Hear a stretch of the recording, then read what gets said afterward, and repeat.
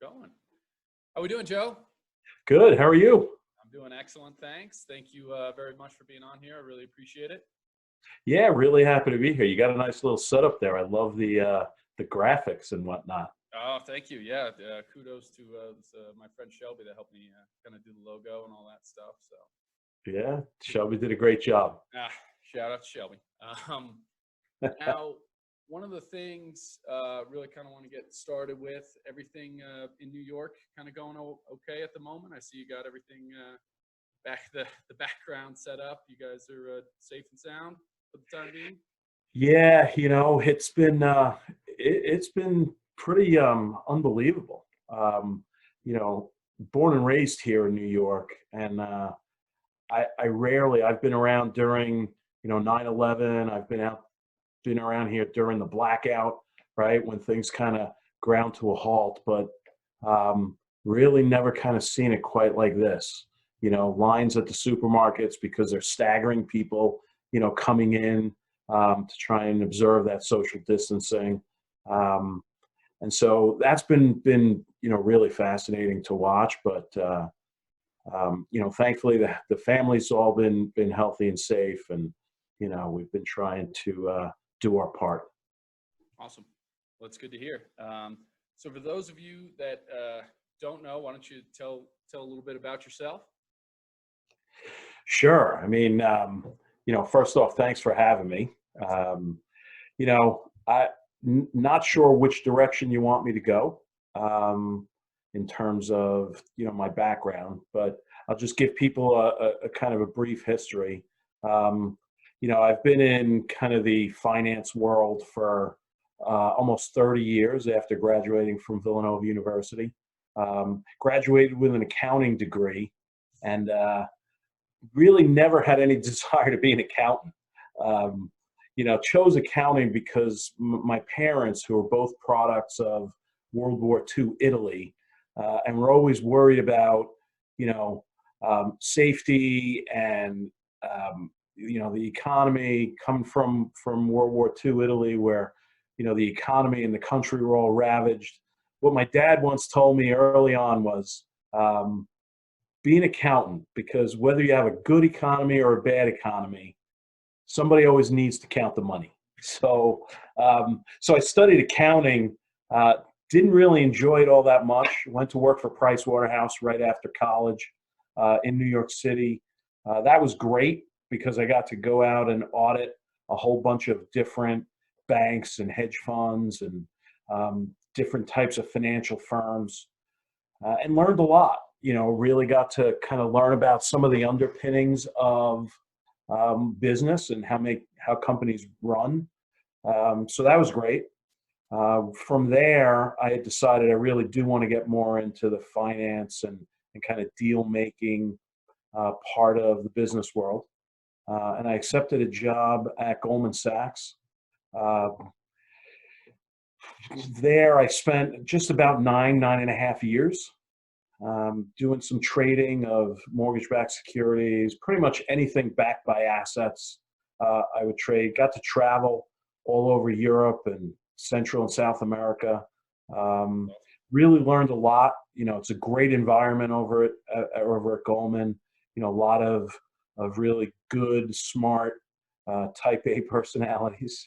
Um, come After 9 years, made the switch over to Merrill, where I ran the mortgage-backed securities businesses, mortgage lending businesses, servicing businesses. And once the 2008 financial crisis hit, I had decided that I really wanted to do something different, um, and have a little bit of a different impact. So I had moved out to Park City, Utah, which was a big change for me and my family, around 2010, and became the president of a company called Green River Capital, um, which at the time was helping companies manage some of the homes that they had taken back during the crisis. We sold that business to a company called Clayton Holdings, which was one of the bigger due diligence firms for people buying and selling mortgage-backed securities and mortgage loans. Um, Ran that business as the president for a couple of years, and then sold that business to a large mortgage insurance company, Radian.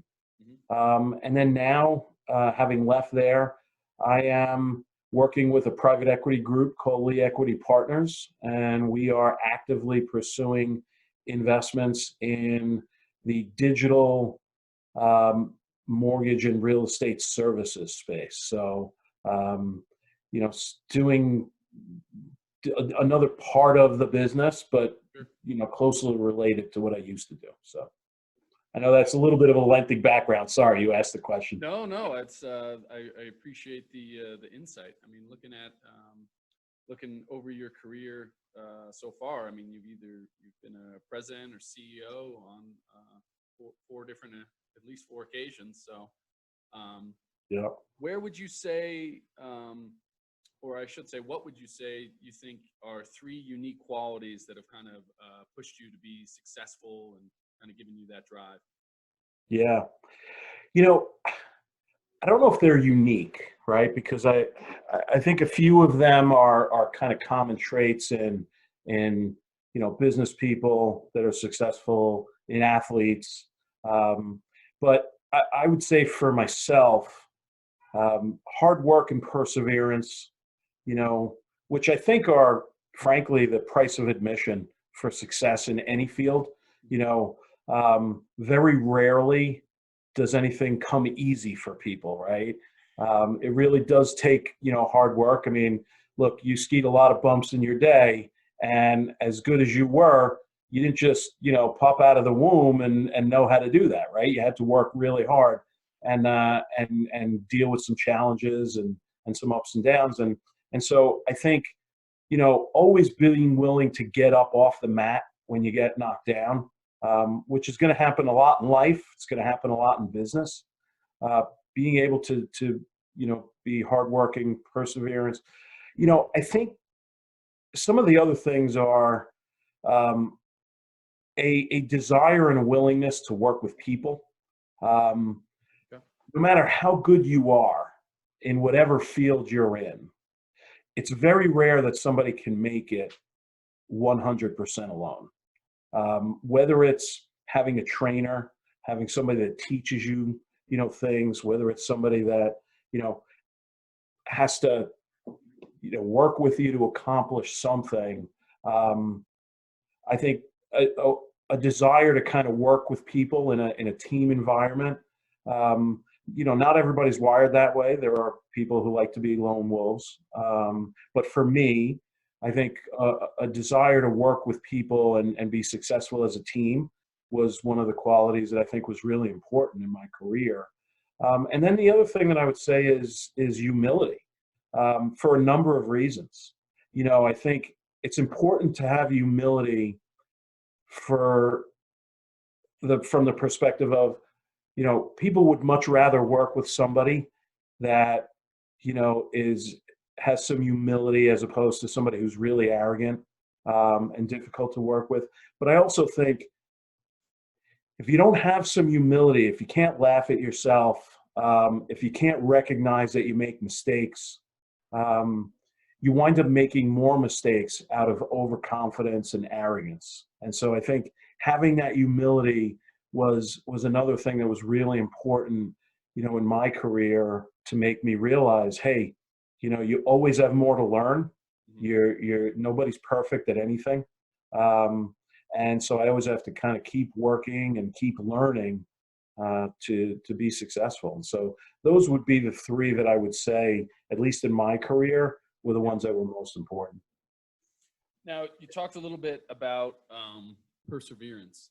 Now, how important would you say that is to be successful, at least for you or for anyone in general? You think that's pretty important? Yeah.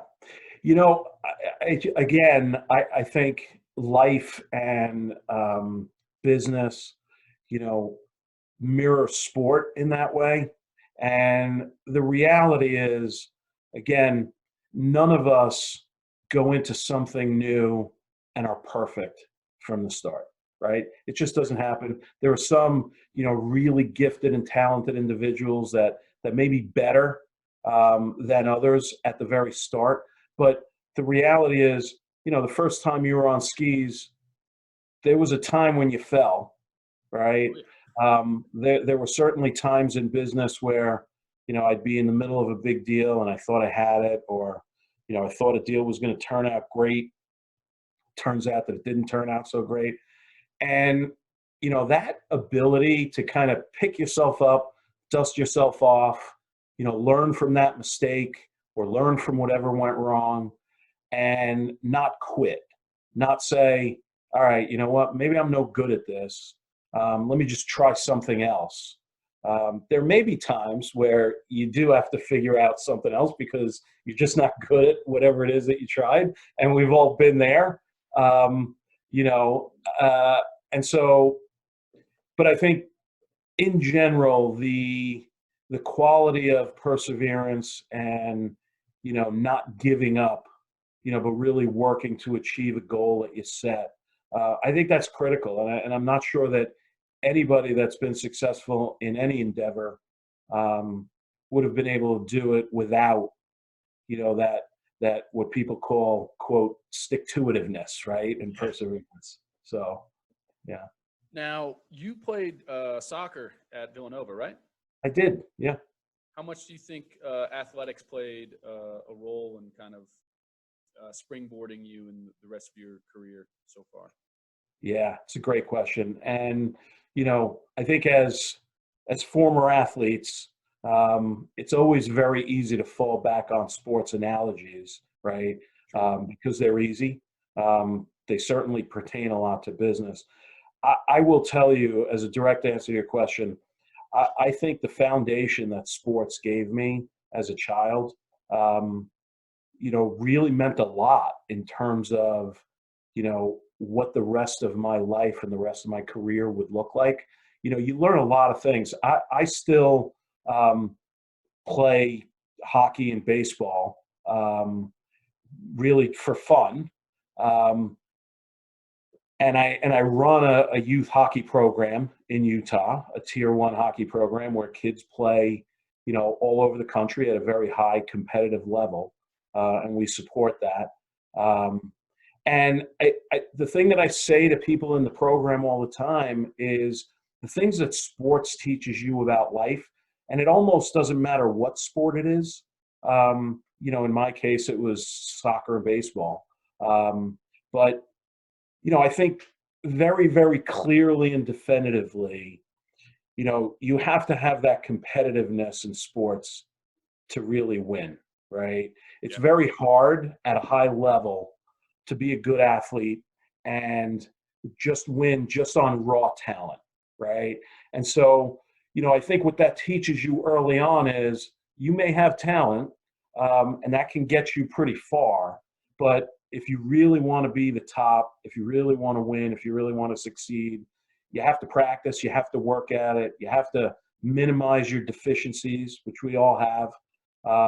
You have to really, work on your skills. I think what it also taught me was how to be a gracious loser, and a good person in defeat. You don't have to accept that. You don't have to be happy about defeat. Very rarely are we happy that we lost. But you have to learn how to deal with that, right? Because you still have to deal in society with not getting your way, and pouting for the next week is really not going to help.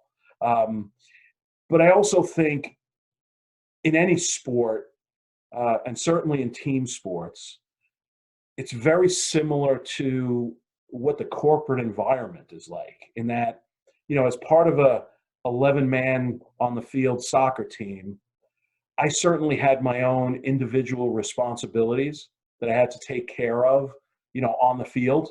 And, if I was to make a mistake and break down, that would hurt the team.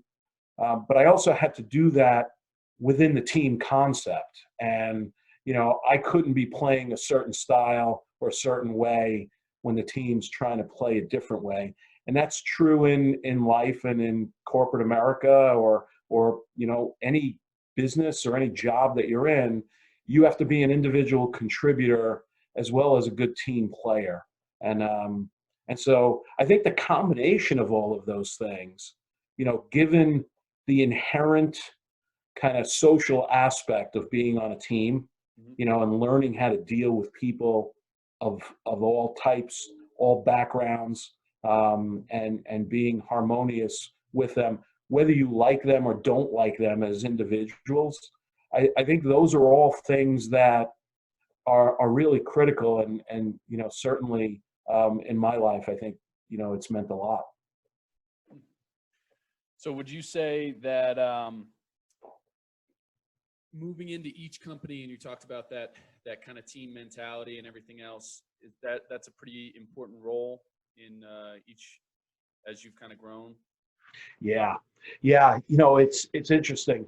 Um, every company that I've kind of come in to run, one of the first things that I have let all the employees know from day one is that we absolutely positively have to run as one team, and that includes me.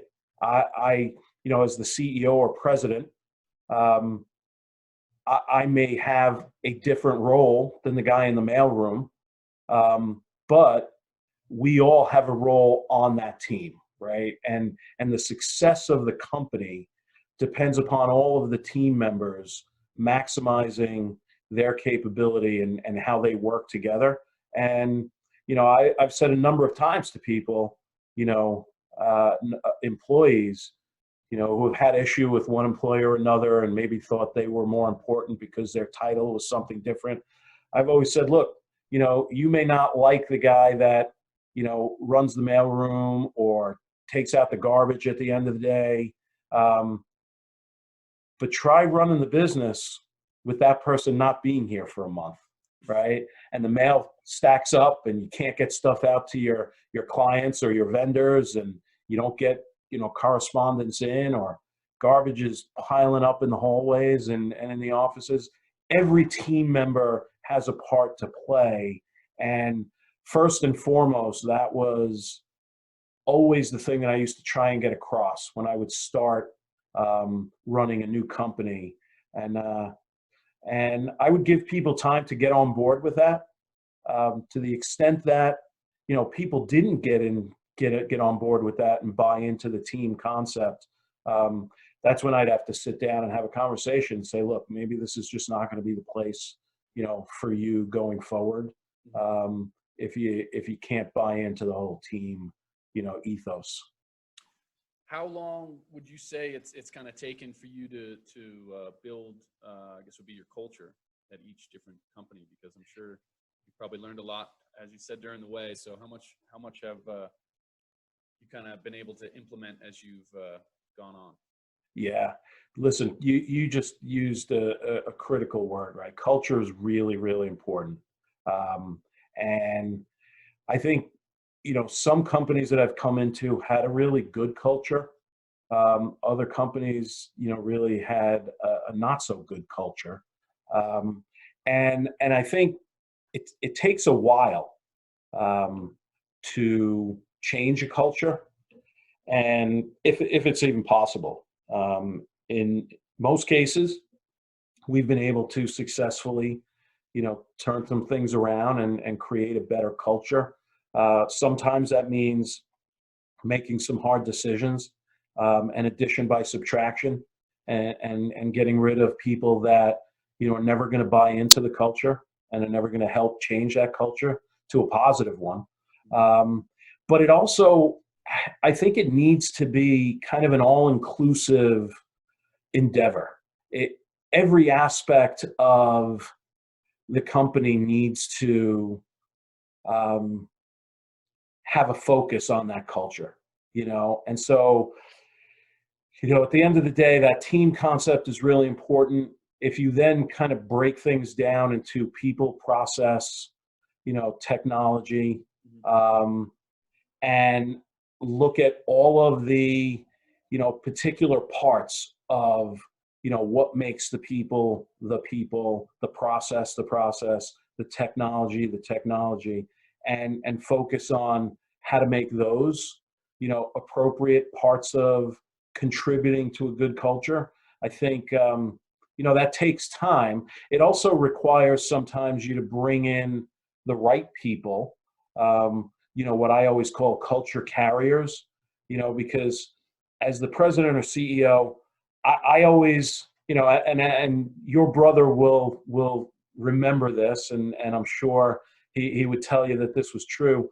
Every single day that I was in the office, I would walk around the office at least a couple of times a day, and speak to people, up and down the org chart. Um, speak to people in their cubicles, speak to them in the hallways, see how they're doing. But even with doing that, the head of a business can only be in so many places at the same time. And this goes back to, people and team. And so having culture carriers, having the right people in an organization that, push that same culture, live it, embody it, is really, really important. Sure. So talking about that culture there and not being able to do everything at one time, what would you say helps you kind of stay focused on some of your like core vital priorities that you have to deal with on a day-to-day basis? Yeah. Yeah. I always try to set up, and I used to do this in my life when I was a younger guy in my career. I used to have kind of the 5 and 10 year goals, and then you've got the more immediate kind of tactical goals. And so, what I do within companies is I come in every day. I try to have that goal, whether that's a 2, 3, 5 year goal. I have that displayed, in my office, wherever I am, so that I see it every day. It reminds me every day. I try to make sure that the team, has their eye on that goal. And then you also have the tactic, more day-to-day goals. And I try to make sure that they're always forefront, and, build processes so that those goals are driven by, metrics, are driven by, what our long-term goals are and what the metrics are and the steps that you need to get there.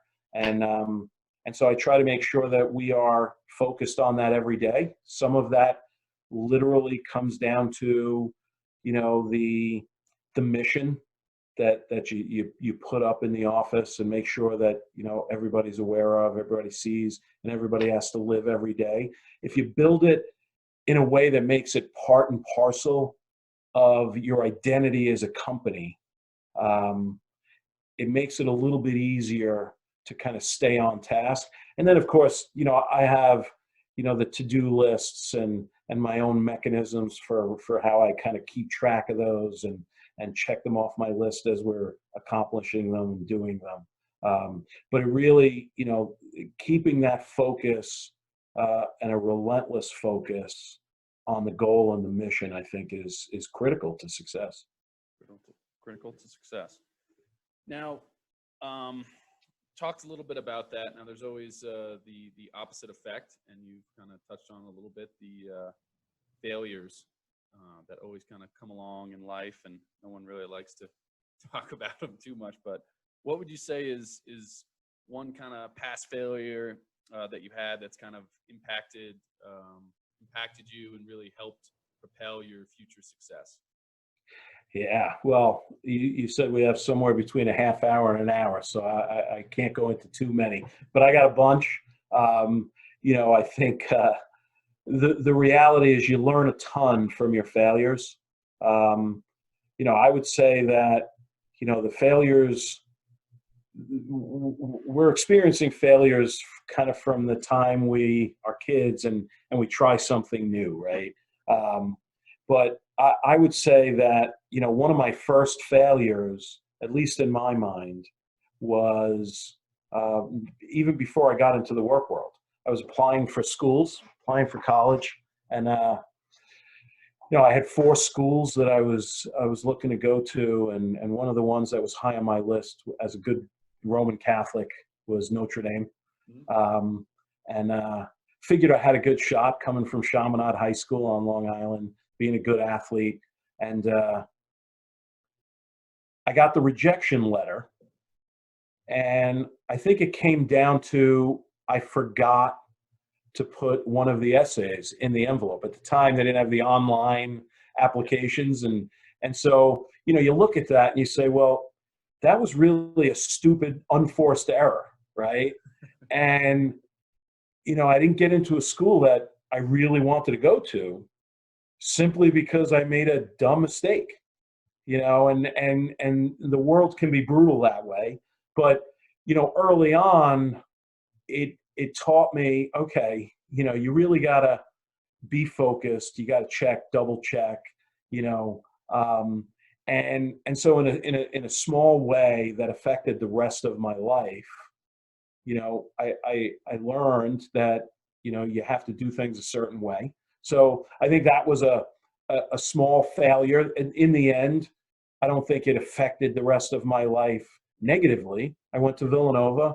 You can argue about, the relative merits of Villanova versus Notre Dame, but Villanova is an excellent school and treated me well, and, loved my time there. And, I went to Price Waterhouse right after. So arguably as an accountant, that was kind of as good as you can do coming out of school. And so it was good, but it was the lesson, I think, that taught me something, when you're submitting things, to be diligent about how you do that. I think later on, in terms of a failure, right after the downturn, I had decided in 2009, in the worst time to find a job in my lifetime until now, actually, I decided that I didn't want to work at the big investment banks anymore and the big trading floors. And so I decided to go off and just do some consulting on my own. And somebody had asked me to help them build a mortgage servicer, an originator, and wasn't sure that I really wanted to do that. Wasn't sure about the guy that was running it, the founder of it, but told them that I would help. We helped build the business, and we got to a point where we needed financing if we were going to grow any further. And so, given that I come from the Wall Street environment, it was my responsibility to go out and get that financing, and spent a lot of time doing that. And ultimately, in the middle of raising the money from a couple of funds, there was some weird shenanigans that were going on with the founder. And we wound up not being able to raise the money because of it. The investors backed out, and the company went under. And that's a pretty big failure to me. For one, I had never had that type of failure before. It affected lives. There were people that had jobs and families that relied on that income. And, that impacted me, and I learned a lot from that, but certainly it's a sort of a thing that at that moment, the perseverance and the hard work, you could either say, all right, obviously this is not for me. I failed pretty spectacularly here. Or you pick yourself up off the mat, you dust yourself off and get back in the ring, right? Or the arena. So, those were kind of two, failures, very, very different. But they both taught me some really good, hard lessons. Thank you for sharing. Now, who would you say is a person that really has influenced or kind of helped you succeed in life? Who's someone that's really kind of mentored you or helped you along the way? Yeah. So, first and foremost, my dad is a pretty amazing guy. He, as I mentioned, he grew up in Italy during World War II, Southern Italy, in the mountains, had a farm, his family farm. They actually hid a Jewish family from the Nazis up in the mountains in a 20 by 20 stone hut that they had built to try and hide out. There were about 24 of them in that house. Maybe it was less than that. But they hid this family for a year and a half. You know, and then when the Americans came and liberated Italy, they all kind of, you know, went back to life. But life in Italy was pretty rough back then. There wasn't a lot of opportunity. The economy was destroyed. Many of the physical buildings and landmarks were destroyed, certainly where my father grew up. So he made the tough decision to, at the age of 21, leave the only country and the only place that he'd ever known, and come to the United States. So he literally was on a boat across the Atlantic, came here, did not know English, had no money. I think he had like $7 worth of lira in his pocket, and made a way. He figured it out, right? And you know, that's perseverance, right? Like that is a guy that literally has nothing. He came with nothing but a dream, the American dream, and would tell me every day, you know, how difficult it was. He had a job. He had 3 jobs. A number of things. He worked in construction. He used to clean cesspools, and he was a dishwasher just to try and make ends meet. And he used the money to go to the local high school and learn English. While he was doing that, he was on a scaffold one day, and another construction worker didn't like the fact that he didn't yet know how to speak English, and actually pushed him off a scaffold. So, you know, that's one of those things where he literally had to pick himself up, dust himself off, and get back up on the scaffold, right? So, you know, I think he then went on, by the way, he learned English, got a degree in engineering, got a master's degree in city and regional planning, you know, ran the Housing Preservation and Development Department for New York City. And then at some point later in his career, people had asked him to run for local office. He became a town councilman. And then he just right now, he's actually a New York State assemblyman. And he just announced that he's going to retire. He's, you know, 80 years old, 81 years old. I think it's time. But, you know, as far as mentors, and I've had a bunch in my career and in my life, but probably none that embodied that hard work, perseverance, dedication, as much as my dad. So I would say by far it's been my dad who's been the best mentor and biggest influence. That's that's an incredible story. Insane. Yeah, he just recently went to Israel. They recognized him and his father for being what they call righteous Gentiles and, you know, saving Jews during the war. So it's a pretty amazing story. It's quite a role model and something to live up to. It's really hard to live up to that. Absolutely. Yeah. I think he's got a great, is he working on a book yet in retirement? I think he's got a pretty good book. You know, I've said that to him. I've said, why haven't you done that? Right. Like I used to read books like that all the time when I was a kid. And I like that whole genre because it's really inspirational. You know, reading those types of stories and seeing, you know, the heroic acts, you know, in the toughest times, right? When the world is going absolutely nuts around them, yep. that people would put their own lives at risk to save people that they didn't even know. You know, that's pretty inspirational to me. Absolutely. Yeah, it's incredible. Yeah, I think you should nudge him again and try to get a little. I'd read it. All right, there we go. Maybe Shelby will help with the graphics. Yes, I could. Yeah, I could. Absolutely, it's one call. Now, for people that are kind of just starting out or kind of navigating their way through the business world and or athletics, life in general, what would you kind of give them as a few strategies to help them through while they're kind of dealing with their own doubts, fears, kind of worries, whether it's starting a new business or trying to get somewhere athletically? What would you kind of give them? Yeah, I think there's a number of things, Bob. One, just recognize how important confidence is. And I know you know this. You and I have sat around, you and your dad have talked about, confidence. And, if you want to perform at the highest levels, self-doubt hurts, performance.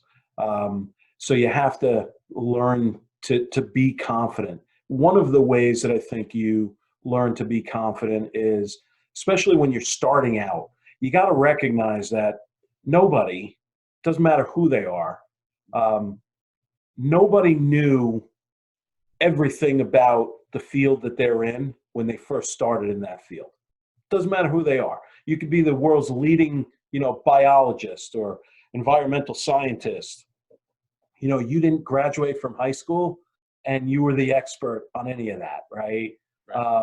You don't learn to run companies or learn to trade, bonds or stocks automatically, right? You got to learn. You got to learn from somebody. So recognize that.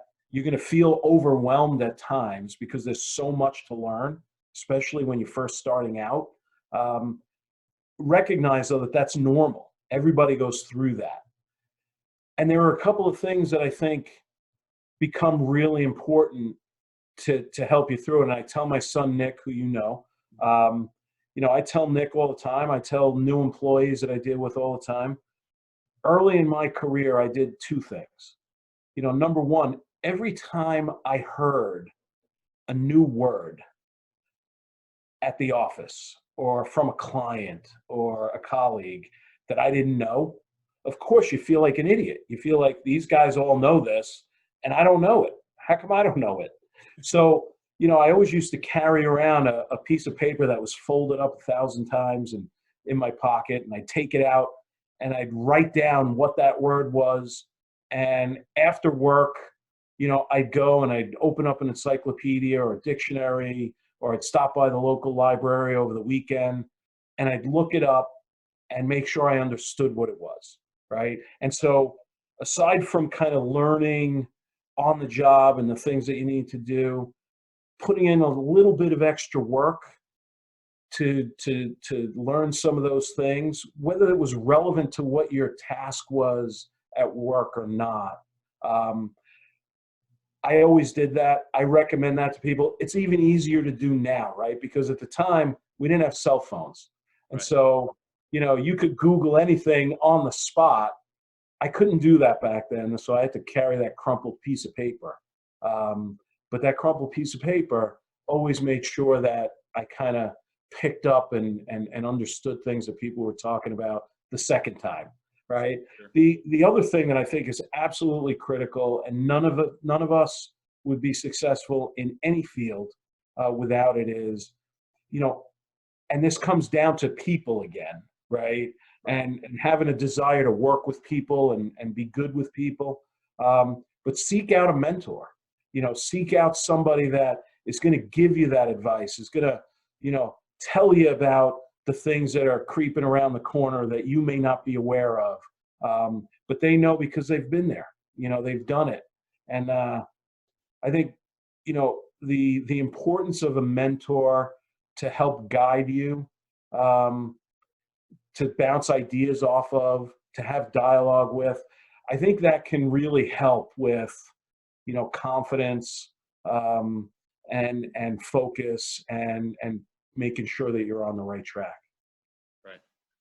So how much do you think also, along with that mentor, that crumpled piece of paper you kind of talk about, that seems like a lot of preparation, not only yearning and kind of wanting to learn. It seems like there's definitely a big part of preparation in there. Do you think that is another vital priority? Absolutely. Loaded question, right? Because look, you know it. people see a guy like you skiing those moguls, and I know, like, I will literally kill myself if I try and ski a mogul, right?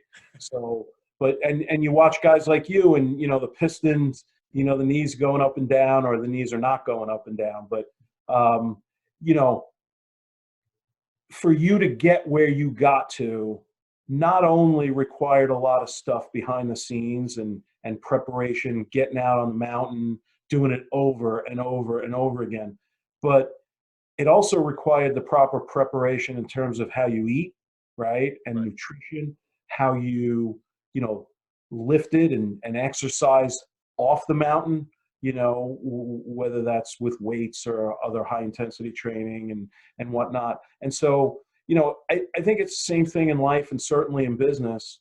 You shouldn't try and wing anything. It's really important to put the time in, to put the work in. Sure. If you know you're going to go into a meeting and the topic is X, you should look up X and research X for as much as you can beforehand, so that you have a perspective that is an educated perspective, right? And putting in that time outside the office, off the mountain, off the field, in the background, when nobody sees the sweat, nobody sees the blood and the tears, right? But it shows when you're out there, right? It shows when you perform that leap and that jump, or that meeting or that deal flawlessly. That's when people recognize, wow, this guy was really, really prepared. Right. Now, that's the one. I had another one here. Hold on, I wrote some of these down for you. What would you say are three different qualities that differentiates you from other successful people?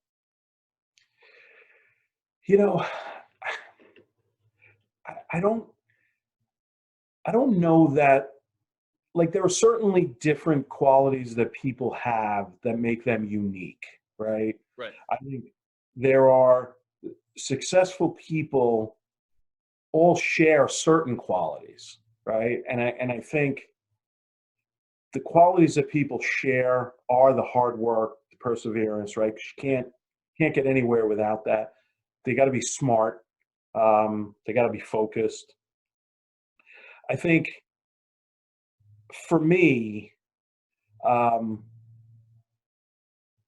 I think one of the important things is, you don't always have to be liked, but I think you have to deal with people in an honest way, always with integrity, so that people respect you. Respect. And I think sometimes people who have had a lot of success sometimes forget that, you still have to treat people in a certain way, and keep a deep integrity. It becomes easy when you make a lot of money, or you've become really powerful, or you're a leader in your field. It becomes really easy to kind of cut corners and just feel like you're above something, and you don't need to waste your time with this or that. That's somebody else's concern. I think that we talked about it earlier. Sure. Humility. Right. I think integrity, honesty. Those things are sometimes hard, right? But and in the short term, and I've seen it certainly in my trading days on Wall Street, where I was always known as a stickler for doing things the right way. Right. And sometimes guys that don't do it the right way, and are willing to go outside the lines, sometimes they have that early success, and you say to yourself, wow, I must be an idiot, right? I do it the right way, and I'm the tortoise while the hare is running around the track. Right. But I think in the long run, it's always been really important, to have that honesty and integrity. Outside of that, you know, honestly, I'm not sure that I'm all that remarkable. So, I don't know that I have, That's some of the any humility like, you're talking about. what's that?